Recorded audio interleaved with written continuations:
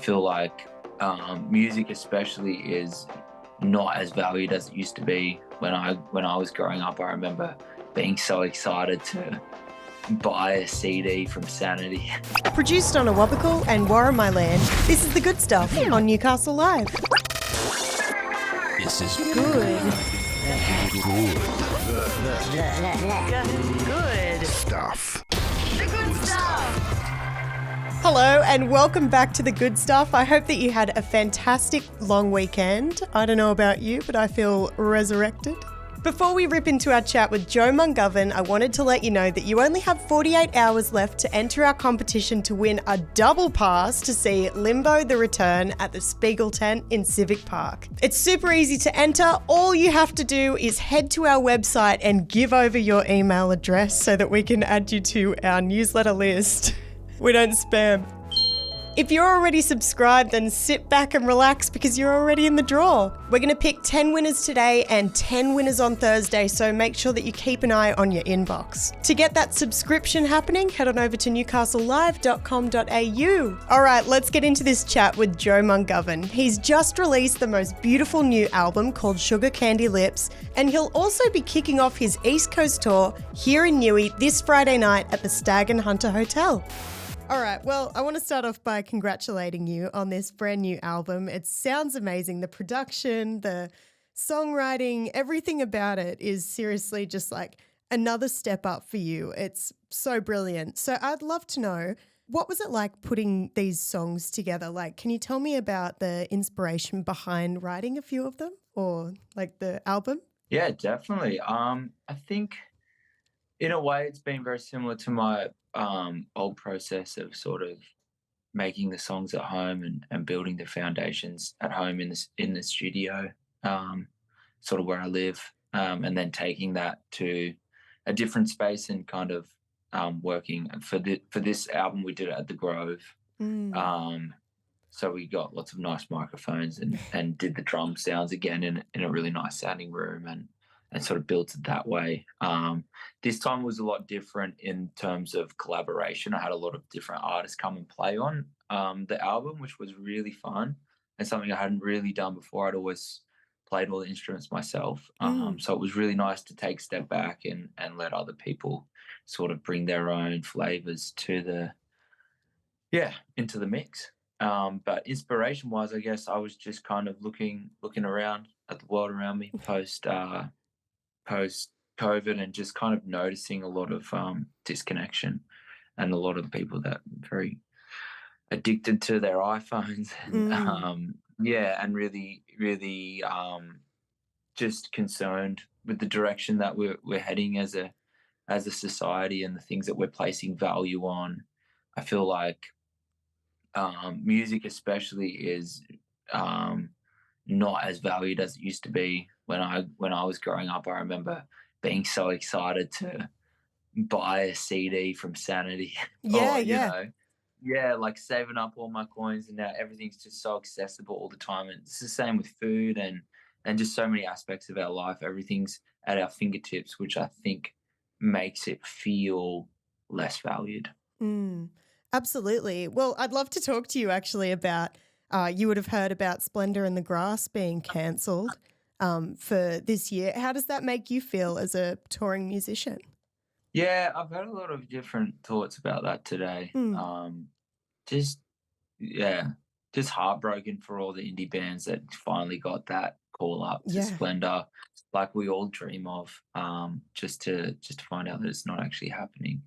But I think it's very telling of the times that we're living in. Obviously, people economically are struggling a lot at the moment with the price of living. But again, it's just, I remember as a kid saving up all my coins, working at the ice creamery in Kiama and buying that, lining up for that big day out ticket and waiting for all that sort of those international bands to come. And I feel like there's a very small pool of artists that are definitely reaping the benefits of that. But I feel like independent music is definitely struggling with that. Yeah, It absolutely. also makes it terrifying as an independent as an independent artist who's about to go on a tour. Yeah. Have you kicked off the tour yet, or when does it start? Kicked off next week. Yeah. Right. Is Newcastle your first show? New is the first show. Yeah. Whoa. Yeah, we're so pumped. Yeah, it's going to be awesome. That's sick. Why did you decide to kick it off in Newey? Just kind of the way it fell. We're just doing the East Coast for now. Cool. I've been touring around Australia for years, but we're just kind of hitting the target areas just for this specific tour. What do you love about playing in Newcastle? Well, we've played the Stag a few times now, and I just feel like it's just such a good vibe. I love that room, and I think that Newcastle's got a very vibrant music scene. I've got a lot of mates that live up that way, and it always feels like there's a lot going on in the city. Yeah. What was your original vision in terms of sound when you were kind of putting the album together? Like, do you feel like there's been an evolution? Yeah, I definitely think so. I think each time I release something, I'm like super, yeah, like I feel like it changes a lot each release. And it's not until kind of post-release that when I'm in the process of what we're doing now and talking to people about it and doing interviews and stuff, that I think like, yeah, people really feel like it changes a lot. But I think because I know, like, I obviously am myself and have lived through my career, and I think it's like everything to me just makes sense. Like, I grew up playing in a 8-piece reggae funk band. Really? And yeah. So this album definitely lent more into that sort of pop funk vibes. And I think that, like, if I look at a lot of the music that I'm listening to, the way that these songs sound and the kind of amalgamation of everything that I'm listening to is quite apparent to me at that time. But I think obviously when you put it out into the world, people have their own opinions about that. And yeah, I definitely think it's a step in a different direction for me. I feel like every release has been, but I feel like this one is probably the biggest step in a different direction. So I think that's why a lot of people are kind of feeling like it's a, you know, like redesigning yourself as an artist, or, you know, like emerging as something new. But for me, it's like, oh no, it makes total sense to me why I'm making this music and why it sounds the way that it is sounding. Yeah, definitely.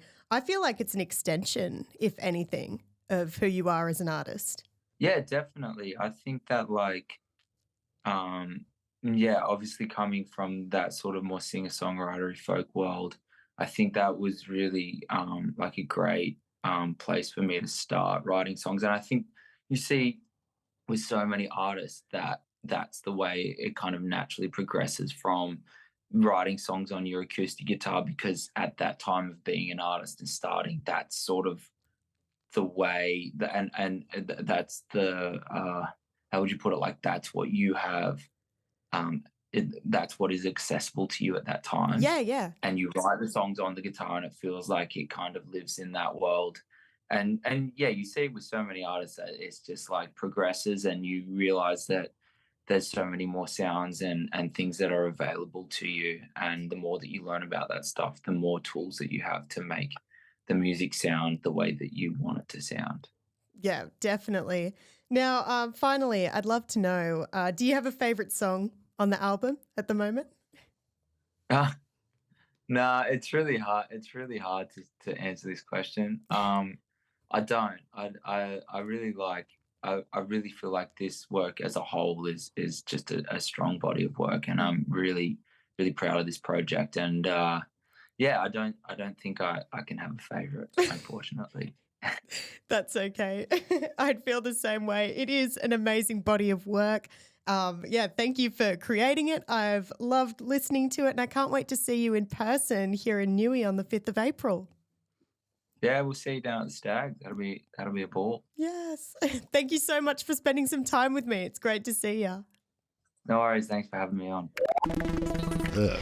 Good stuff. So that's the chat that we had with Joe Mungovan ahead of his show this Friday night at the Stag and Hunter Hotel.